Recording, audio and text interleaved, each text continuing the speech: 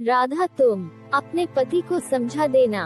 वह मुझे कल रात को गंदे गंदे इशारे कर रहा था। हे भगवान, ये आदमी का क्या करूं? दीदी, मैं भी इस आदमी से बहुत परेशान हो गई हूँ, लेकिन आ जाने दो, इसको बताती हूँ। भाई, कल पड़ोस वाली भाभी को इशारा कर दिया। मुझे लगता है वो मेरे प्यार में गिर गई। अरे, तू शादीशुदा है भाई, तुझको ये सब काम शोभा नहीं देते हैं।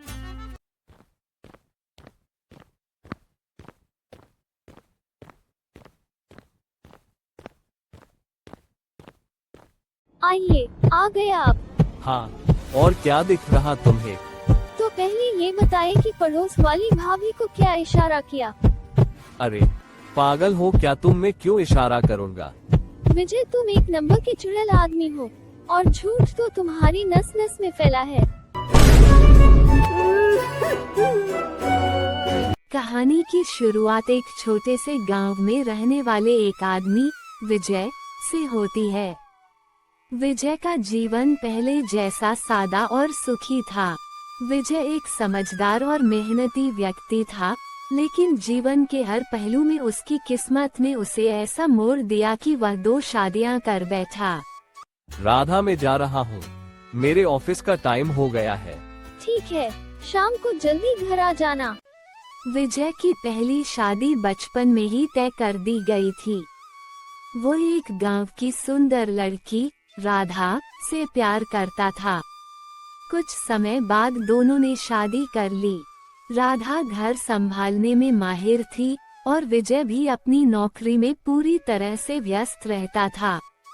विजय और राधा के जीवन में सब कुछ सही चल रहा था, लेकिन एक दिन विजय के साथ उसके ऑफिस में एक समस्या हो गई। आप कौन? सर, मेरा नाम सीमा है, मैंने आज ही ज्वाइन किया है। अच्छा, कोई बात नहीं, मैं हूँ, आपको कोई दिक्कत नहीं आने दूंगा। विजय के ऑफिस में नई महिला कर्मचारी आई, जिसका नाम सीमा था। सीमा न सिर्फ सुंदर थी, बल्कि एकदम स्मार्ट और आत्मविश्वासी भी थी। विजय ने सीमा से मित्रता बढ़ाई और धीरे धीरे उसकी तरफ आकर्षित होने लगा। सीमा भी विजय के व्यक्तित्व से प्रभावित थी। सीमा, तुम काम का इतना लोड मत लिया करो, मैं देख लूंगा सब, तुम बेफिक्र रहा करो। एक दिन विजय ने सीमा से अपने दिल की बात की। सीमा ने उसे पूरी तरह से नकारा नहीं किया, लेकिन समय के साथ साथ उसका सीमा के प्रति आकर्षण बढ़ता गया। विजय को यह महसूस होने लगा कि राधा से उसकी शादी अब एक जिम्मेदारी बनकर रह गई थी, जबकि सीमा उसे एक नई दुनिया का एहसास करा रही थी। विजय, मुझे अब मेरे जीवन में तुम्हारी कमी महसूस हो रही है। मुझे भी ऐसा ही लग रहा है। कुछ महीनों बाद विजय ने शादी का प्रस्ताव दिया। सीमा ने थोड़ी देर सोचा, लेकिन फिर उसने विजय के प्रस्ताव को स्वीकार कर लिया। विजय की जिंदगी अब उलझन में फंस चुकी थी। एक तरफ राधा, जो उसके लिए सब कुछ थी, और दूसरी तरफ सीमा, जो उसे नयापन दे रही थी। विजय के मन में एक द्वंद्व चल रहा था, लेकिन अंत में उसने सीमा से शादी करने का फैसला लिया। सीमा, अब हम हमेशा के लिए साथ हैं, पर ये बात मेरी पत्नी को नहीं चलना चाहिए, नहीं तो वो मुझे मार ही डालेगी। विजय की 2 शादियां अब उसके जीवन का अहम हिस्सा बन चुकी थी। राधा और सीमा के बीच विजय को संतुलन बनाए रखना बेहद मुश्किल हो गया। राधा को कभी यह शक होता कि विजय की आंखों में कुछ बदल सा गया है। उसने विजय से कई बार इस बारे में पूछा, लेकिन विजय ने हर बार उसे झूठी तसल्ली दी। सुनो, क्या हुआ तुम्हें? इतने डरे हुए क्यों हो आप? मुझे क्या होगा, कुछ नहीं हुआ। सीमा के साथ विजय का रिश्ता और भी जटिल हो गया। सीमा को विजय से पूरी उम्मीद थी कि वो उसे राधा से अलग कर लेगी। विजय ने सीमा को बार बार समझाया कि वह ऐसा कुछ नहीं करेगा, लेकिन सीमा की नजरें हमेशा विजय पर बनी रहती। वह चाहती थी कि विजय पूरी तरह से उसका हो, लेकिन विजय का मन इस स्थिति में नहीं था।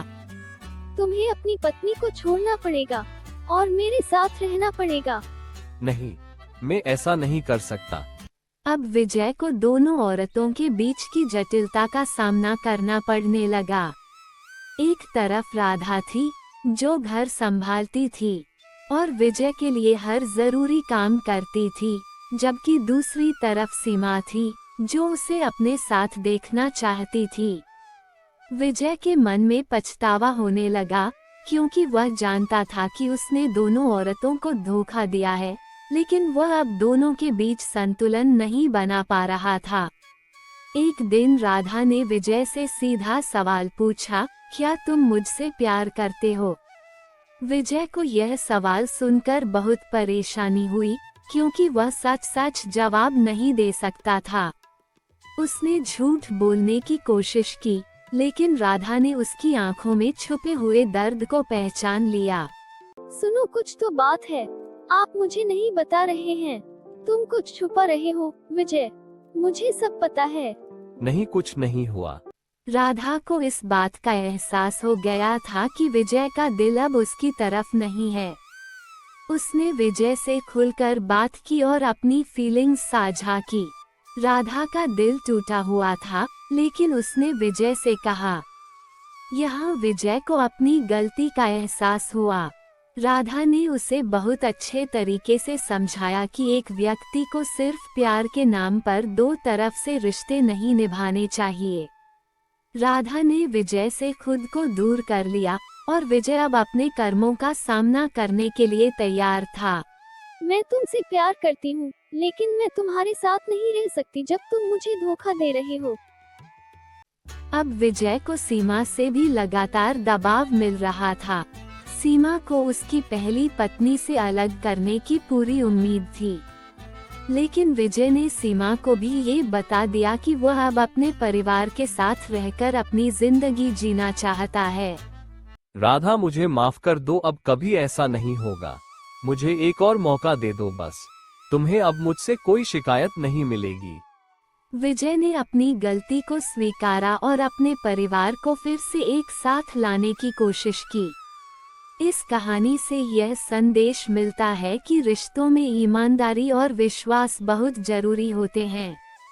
जब तक हम अपने रिश्तों को सच्चाई और प्यार के साथ निभाते हैं, तब तक हम खुश रह सकते हैं।